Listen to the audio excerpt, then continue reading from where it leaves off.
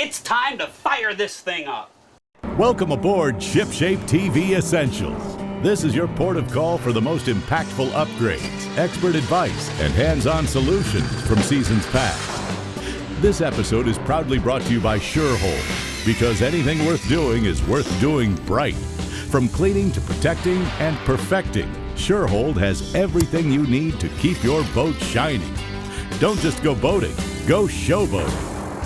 Now, let's hoist anchor and set a course for another exciting episode of ShipShape TV Essentials. If boating's your game, then you'll agree. ShipShape is the way to be. Out on the lake or on the sea, ShipShape means trouble-free. ShipShape means being neater. ShipShape makes boat work easier. ShipShape is the way to go. The ShipShape Boat Care Show. Good to have you working around the boat with us today. I'm John Greviskis. What I'm doing here is I'm putting in some wedges in between the gunnel cap and hull of this boat. It flipped on the highway going about 50 miles an hour, and where it landed, it loosened the bonding materials that were holding these two pieces together. So what we're going to do is we're going to put some 3M 5200 marine sealant in the gap, and then we'll through bolt the two pieces back together. In fact, Nick and I are going to be installing some brand new rub rail on this boat. Get ready. We're about to teach you how to make your boat shipshape. ShipShape, America's favorite boat improvement show, is being brought to you in part by Mid-Island Marina, home of the VIP guarantee. And by Calusa Isle Marina, an entire island devoted to you and your boat. And by Fort Myers Beach Marina, over 60 years of doing things right. We now return to ShipShape TV. I've got all our wooden wedges in place. Now what we're going to do is we're going to put in our marine sealant. And what I want to show you first is when you're trying to maximize the amount of sealant into a joint, let me show you how to cut the tip. Basically what you're looking to do is cut it at a 45-degree angle. What's really nice about this caulking gun is it's got a built-in razor blade. Stick the tip in and we'll cut it. Now what we're going to do is we want to lay a nice thick bead of sealant into our gap. Nice and thick, and work it all the way down this joint. Now a good thing to do is have a rag handy with some mineral spirits in case you have a lot of overage. That'll wipe it up for you. And again, what we're doing is forcing the material in all the way down the side of this boat. Now Nick, can you show us how to through bolt these two pieces together? Yeah, it's looking pretty good, John. Yeah, I've just about got it. John, I think what we ought to do is take a countersink and we'll countersink the holes where the old pop rivets were. If you notice, I chose a number 10 flathead screw, and the flathead screw is going to give us our nice smooth finish, so after it's sunk into place, we're not going to have any high spots for the rub rail to look awkward in. Well, how about if I jump in the boat and give you a hand? Great, thanks. Now what I've got going here is, again, about every 8 inches where the old pop rivets were, we've went ahead and drilled out the old rivets, and then I'll countersink the head so this screw fits in there real nice.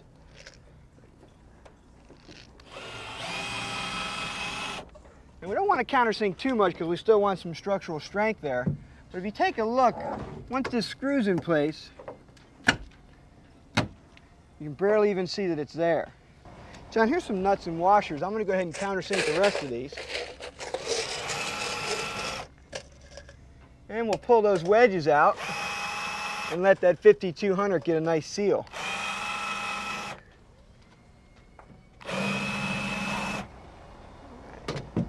Put our Phillips head bit in.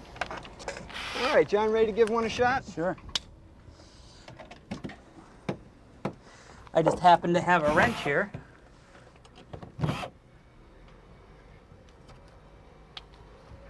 That should pull in real nice.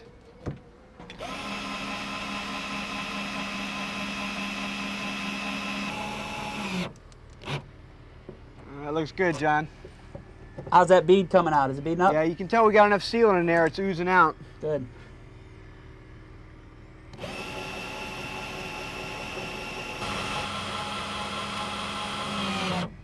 We don't want to go too tight because we don't want to stress the fiberglass here on the cap. Just want to get it where it's snug.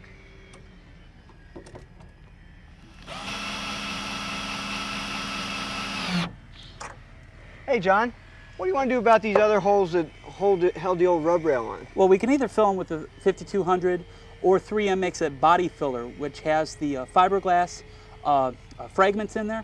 Okay. Maybe we could use that and fill it in, and then we could ferret it down. So that one's got the fibers in it. It'll bond just like laying a piece of glass on there. Absolutely. Great.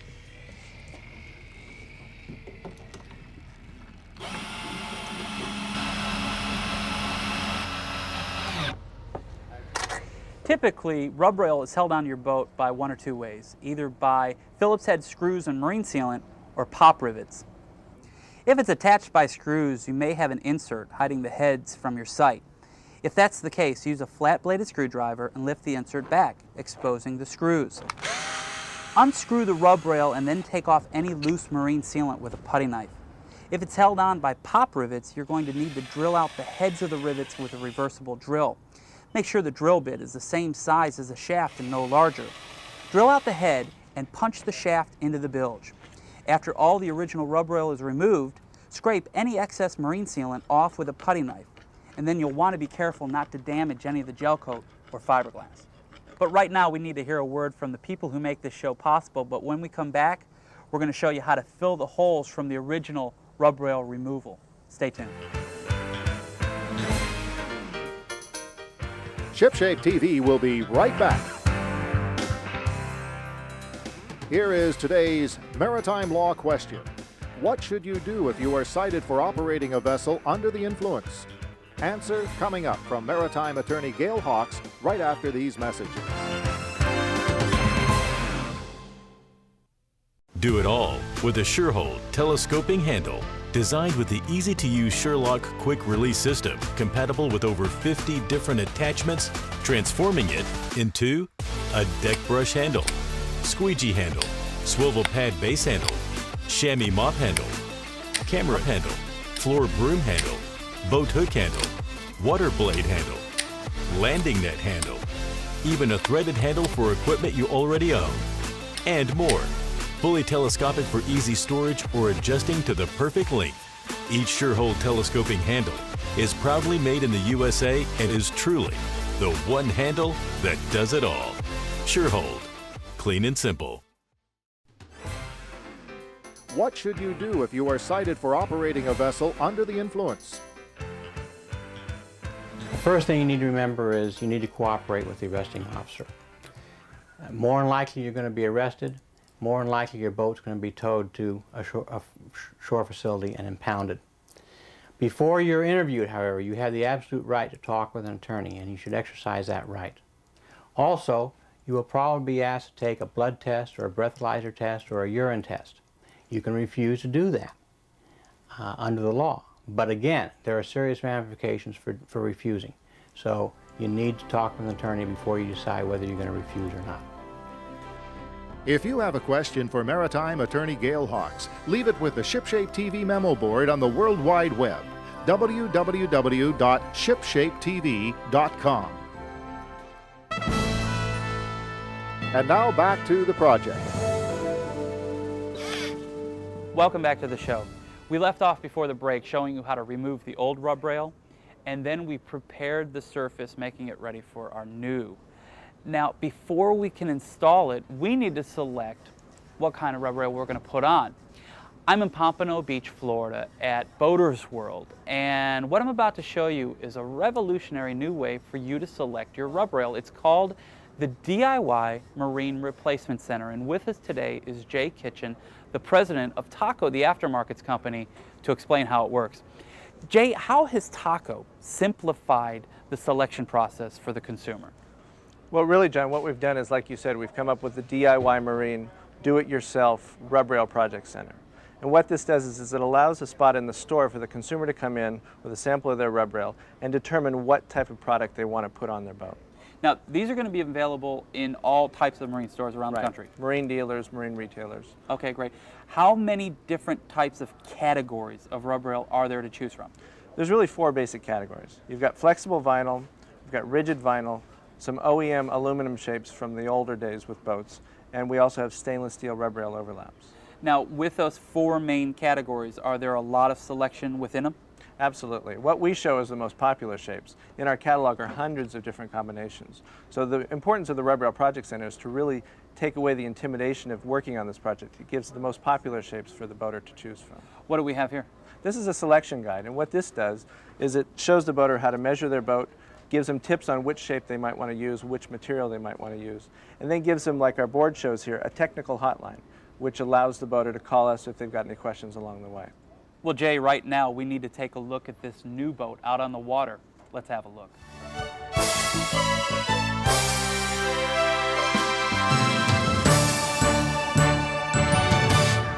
This week on What's Hot on the Water, we're going to take a look at a really neat high-performance boat. We're going to look at the 22ZX Donzi, and with us today is Randy Inch, the General Sales Manager out here at Great American Marine, to tell us a little bit about the boat.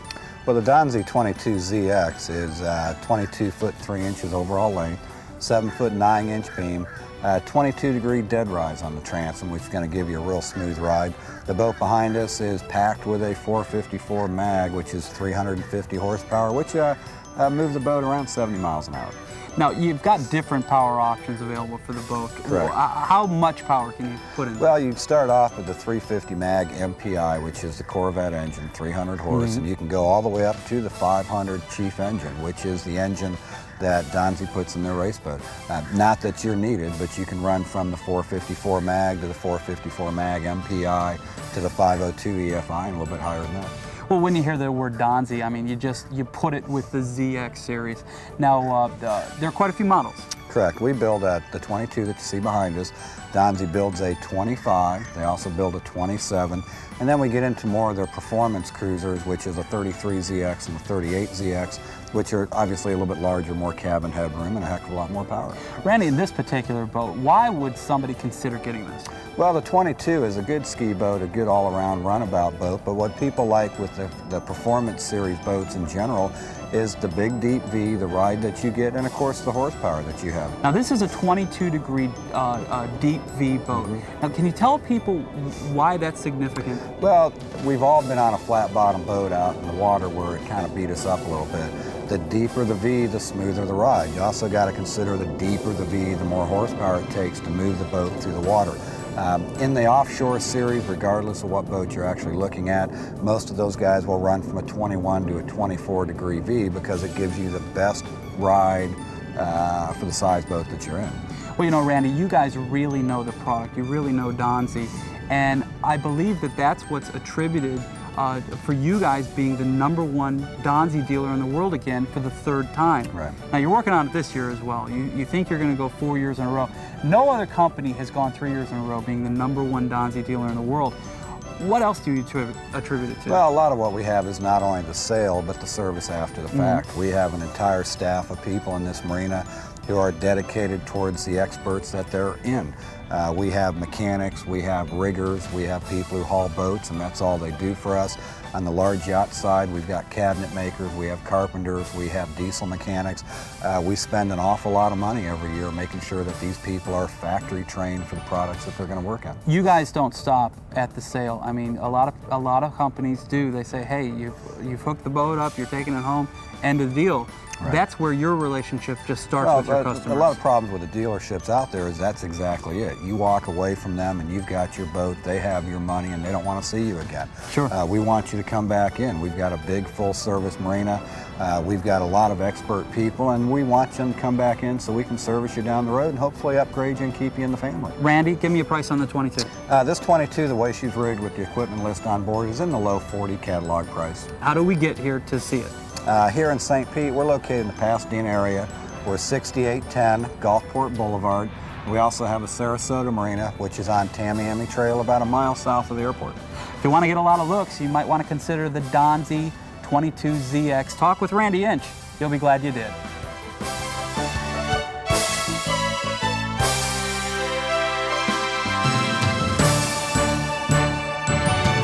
What'd you think of that boat? Great boat, John. Jay, what have you selected for our project boat? I thought, given the look of the boat, that we'd go with a more modern rigid shape. So we'd use this black rigid vinyl shape here, and then we could dress it up with a stainless overlap over the top. That's going to look really nice. Now, you have pre-packaged a lot of these kits for consumers, putting everything in them. Could you show me one of those? Sure. What we've done is in this section of the Project Center, we show all the universal replacement shapes. These are good replacement shapes for most any boat. So we've got the 4 flexible shapes and a couple of the rigid shapes boxed up right here in the store. Well, that's great. Let's take a look at one of these kits. Now, what I like about these things is they're all inclusive. Is that correct? They are. They come with everything you need to install the rub rail. Basically, you've got the rub rail itself, you've got the insert, step-by-step instructions, and the fasteners. Then in addition, before you leave the store, you'll want to check the label on the top, because this tells you the other supplies you might need, like a silicone sealant, that type of thing, safety goggles. And then it also tells you the tools you'll need when you'll get home to install the rub rail. Well, you've really made it easy. We tried. Jay, right now we need to go to break and hear a word from the people who make this show possible. Stay with us. Here's what's coming up next on ShipShape TV. The SureHold One Bucket System is your storage and detailing solution. Featuring an ergonomic corrosion-free rope handle, a bucket caddy to organize your supplies and lift them out with ease, a bucket grate to elevate your wash tools out of dirty water with integrated soap measuring cups, a bucket base that won't let your bucket scratch, tip, or slip, and a bucket lid that keeps tools secure and doubles as a comfortable seat. The SureHold One Bucket System, the world's best rope handle 5-gallon bucket. SureHold, clean and simple.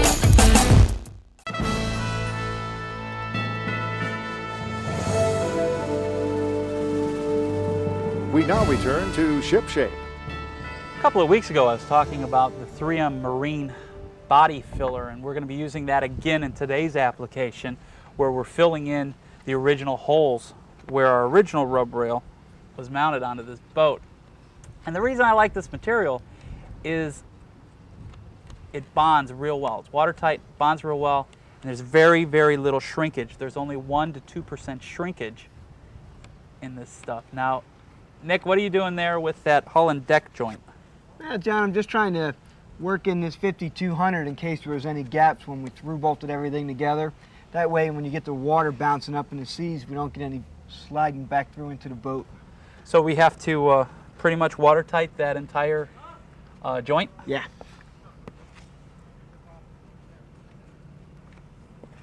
Well, this stuff will kick in about 20 minutes. It will be sandable. And then we can start the installation of our new rub rail, which is going to be a rigid vinyl and stainless combination. Once all your holes are filled, you're going to need to fair them in, and we've already gone ahead and done that. Now, we're going to be installing a rigid vinyl on the Samus, and basically what we did to bring you up to speed is we put our first piece and wrapped it around the bow, and then we took a 20-foot section, we went from there and we came all the way, made the corner, and now what we're about to do is make our other corner, and we're going to show you how to do a butt joint and how to bend this material. Now, Nick, what do we need to do on this butt joint? All right, what you want to do is you want to overlap the two pieces approximately 1/8 of an inch. Okay. Since it's a vinyl, it expands and contracts with the heat, so we want to snap it in place so we don't have any gaps. Now, you've gone ahead and pre-drilled our holes. You need to do that because if you don't pre-drill into your fiberglass, you're going to shatter it. You don't want that. What size screw are we using, and what size drill bit did we go with? Okay, this is a number 10 screw. It's an oval head, self-tapping. Put a little sealant on these screws. Now these are number 10 oval head Phillips, and I went with a screw bit that was a little bit smaller then the number 10, so they kind of tap in there. Okay, that's all we want to put in. We want to leave a few screws out on either end of each stick.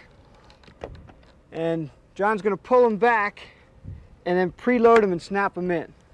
Which is just like beautiful. that. Beautiful. A nice fit. Then we'll go ahead and we'll finish our drilling process, and then we can make our bend. Okay, now we're going to make this bend with the heat. I'm using a hot air gun. Now if you've got a high-powered hair dryer at home, you could use it, but it's going to take a lot longer. So if you can get a heat gun or borrow one, it's going to take a little less time. Now we're going to heat the whole area without holding the gun in any one spot for too long. Nice gradual heat. It's going to take a few minutes, but you're going to wind up with a real nice bend. It's also a pretty good idea, Nick, to heat both sides. That's true. We want to heat it all the way around. Let me grab that for you.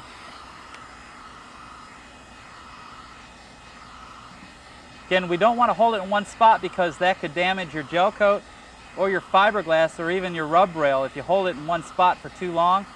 You want to move it in an area of about 8 to what, 12 inches? Yeah, you want to get it back. Even like on this side here where I'm attached to the boat, we still need to get it a little warm. Now guys, you don't want to put your hands too close to this excited area because you could hurt yourself. All right, just put a little gradual pressure on and lift up a hair as you're doing it. Well, she's bending nice, Nick. Yeah, looks good, John. All right, once you get it to where you want it, I'll come back and drill a pilot hole and we'll put a screw in. That looks good. Happy? Yeah.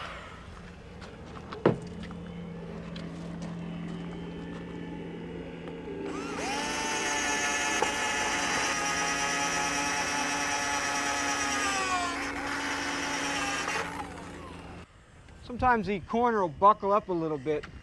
So if you heat it up, take a smooth wood block underneath, you can get a nice, good radius.